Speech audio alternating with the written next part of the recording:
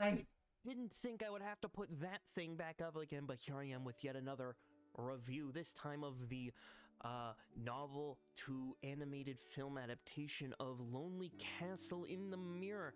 I honestly was not expecting to watch this movie. In fact, I only learned about it from like one trailer I saw, and I was like, sure, I'll go and see that. And then I did yesterday at time of recording this, and it was wonderful. And so here I am to give my general thoughts. Again, this is not a review.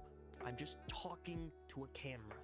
So, with that being the fact, let me start off by talking a bit about the characters. You got 7 of them, whose names I got like off here on the side. You got Masamune, Akiko, Fuka? Yeah, that's how you say it. Fuka, Urashino, Ida, Rion, Subaru, and of course, main character Kokoro. They're all very much similar in the fact that they're all kids going into junior high, who also seem to have their bits and pieces of trouble. You know, they don't really fit well. They all had terrible, tragic things happening to them. One of them gets bullied. One of them's being abused. One of them is being held as a prodigy and to standards way above their, expectations. One of them is just getting, shamed and mistreated. They all have some kind of outstanding problem with them that makes them feel ostracized from going to, regular old school, and honestly, I feel like anyone can relate to that, but what makes each of them special, each of them has their little quirks and things. Masamune is the tech nerd, Urashino is the one, he's just unapologetically desperate, which honestly, that's not really that bad of a quality trait. I just find it kind of interesting that that's a trait at all.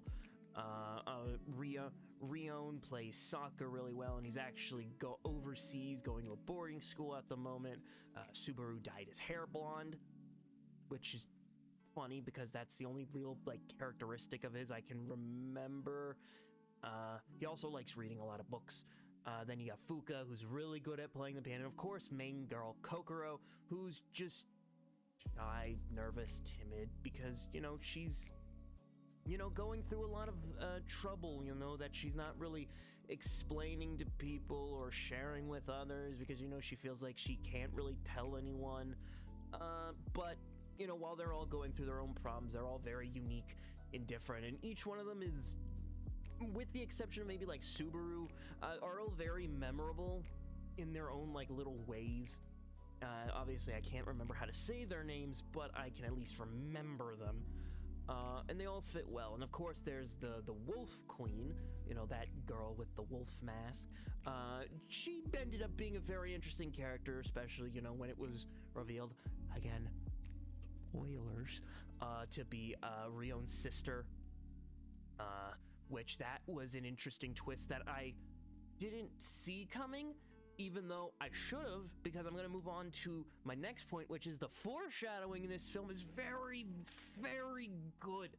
There were many times during the film where I was like, oh my god, they mentioned that, or oh my goodness, that's how this connects. There is a lot of, I gotta stop fidgeting with that thing. There's a lot of moments in this film where I'm like, oh my god, it all makes sense. It all makes sense. Oh my god. And I really enjoyed it. I never felt once like they just pulled a plot point out of nowhere.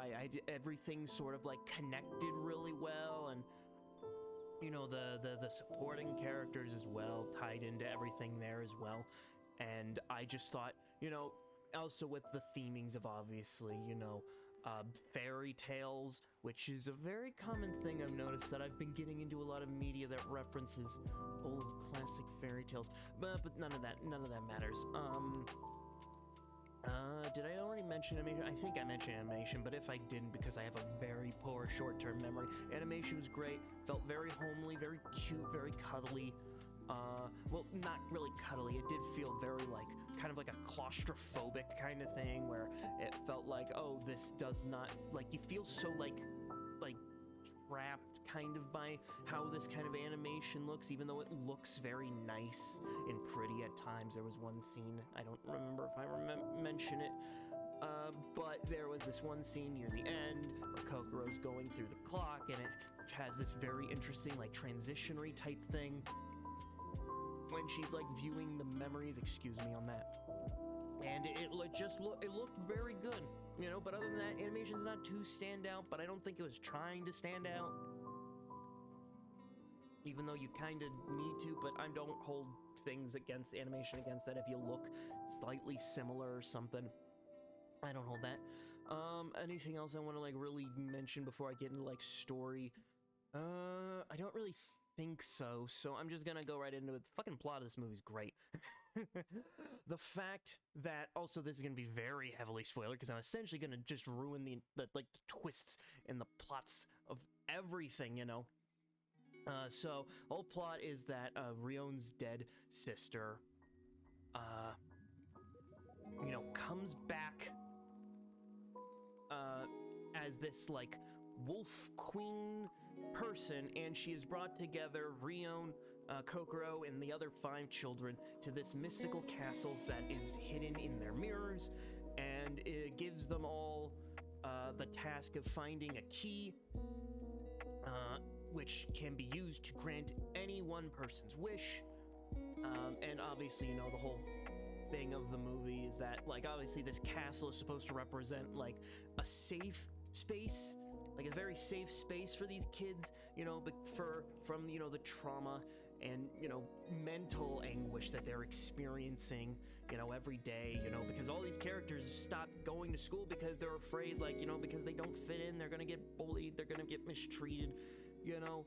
And it's sad whenever you hear one of these characters opens up about, you know, what's happened to them, or you see them in sort of this, like, mental distraught at just the idea of, like, what's happening to them, you know, especially with one of them, Akiko, the fact that she's getting mistreated and abused by her stepfather, or the fact that Urashino, you know, hates the fact that at first, you know, everyone's kind of like just treating him as a joke because, you know, he's very, like, he's definitely not shy. He's very much like a go-getter personality, and everyone's like, you know, joking towards him about it, you know, and, you know, that distresses him, and that feels very sad, you know, and it's sad, especially with Kokoro getting bullied relentlessly by, like, other kids who just don't seem to, you know, care that what they're doing has an effect on her. In fact, one of the big point is that one of the bully girls is literally says, like, you're just so stupid, you should just die, you know, which is obviously something you should never hear from a goddamn child, whether it be horror or not, but that's just something that I feel like a lot of people can sort of understand the pain of, and that sort of mental anguish that you do go through. I've said that twice now. I gotta find new words. But, you know, that's something that I think anyone can connect with. I can connect that. Well, while I was never bullied, I can definitely feel that feeling of being, you know, an outsider in a world that's supposedly normal. But again, I'm not talking personals here. I'm just talking review. But, you know, the fact that, you know, this castle hidden in the mirror is meant to be just this sort of safe space where these 7 can sort of come together and talk to each other and help each other out, and, you know, finally release the pain they've been, you know, feeling all this time. And I thought that's kind of a nice sort of way to explain that to potentially other children or other, like, teenagers who may end up watching this. I feel like that's a very nice, soft way of explaining, like, hey, there are places you can, you know, explain yourself. There are places you can just be yourself and have no worry that you're gonna be judged or mistreated or seen differently because of who you are or what you do. You know, and I thought that's, you know, very, very nice sort of thing. One thing I should mention is that this is based off of a novel that was written like 5-6 years ago. I had never heard of this novel, though I have just ordered it because I do want to give it a read because I'm interested to see the differences in the way the story is told from, obviously, written word to visuals on a screen. But, other than that, I feel like this story, I'm not going to spoil the ending, obviously, because that is its own thing. But speaking on that, I feel like the ending doesn't really... I've seen like some reviews saying that the ending is kind of like rushed feeling. I didn't get that personally. I feel like it was just again, I feel like that all leads into the foreshadowing. Like this is something that you could have seen coming and happening because they set it up in the beginning with the whole like wolf thing. But you could easily see like it happening. This film is very much a Chekhov's gun type scenario where everything that is mentioned comes into play at some point or another. But I will say, everything that does come together is very well done. I don't think this film really leaves out anything important that it doesn't need or want to say. I feel like it does get straight to the point very early on, and the ending is very much, it gets really dark, which I wasn't expecting, like with how like serious it was getting. Like obviously it was the heck just dropped. It got very serious. It's obviously serious like in the beginning and in the middle, obviously, but towards the end it gets like a dark kind of serious that you don't really expect.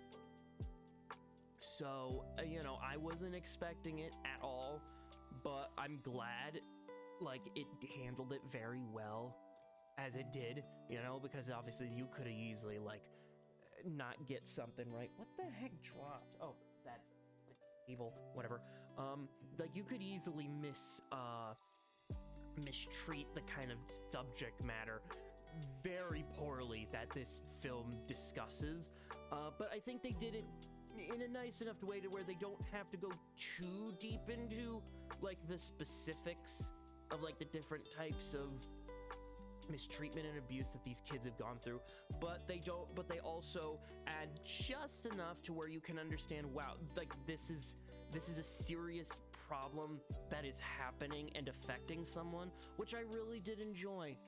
So yeah, with that being said, I give this film, honestly, as you know, I think I've said this in my last review, that I give things scores out of 9 because I think it feels better. This definitely gets a 9 out of 9 for me.